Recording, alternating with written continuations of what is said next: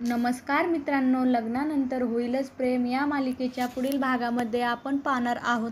पार्थ जीवाच्या समोर आजीचा विषय काढत असतो आणि पार्थ तो विषय टाळण्याचा प्रयत्न करतो आणि तो अतिशय गंभीर झालेला असतो. तेव्हा पार्थ त्याला प्रश्न विचारतो, काय झाले जीवा, तू एवढा अस्वस्थ का झाला आहेस? आपण एकमेकांशी स्पष्टपणे काही बोलत नाहीत आणि नंतर यामुळेच घरामध्ये वादळ येतात.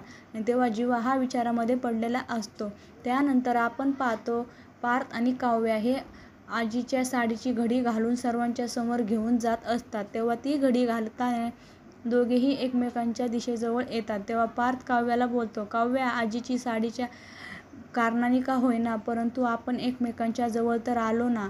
आणि तेव्हा काव्या ही काहीच उत्तर देत नाही, पार्थकडे पाहतच राहते. त्यानंतर आपण पाहतो सर्वांनी आजीचे फोटो आणि सर्व आठवणी या टेबलवर मांडलेले असतात. आणि नंदिनी ही जीवाला बोलते, जीवा, आजीचा हार तर राहिला ना, तो हार घेऊन या. आणि तेव्हा पाठीमागून आवाज येतो, हार असेल तर घेऊन येईन ना. सर्वजण आश्चर्यचकित होऊन बाबाकडे पाहू लागतात आणि नंदिनीही विचारते, बाबा, तुम्ही जीवाबद्दल असे का बोलत आहात?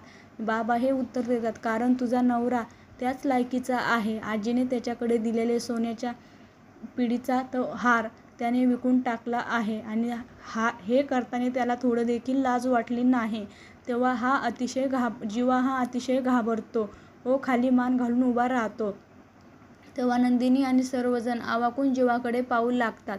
आता पुढे येणाऱ्या भागामध्ये नंदिनी ही जीवाला विकलेला हार पुन्हा मिळवू शकेल का, हे पाहणे अतिशय रंजक ठरणार आहे. लग्नानंतर होईलच प्रेम या मालिकेचे सर्व अपडेट पाहण्यासाठी आमचे चॅनल लाईक करा, शेअर करा आणि सबस्क्राईब करायला विसरू नका. धन्यवाद.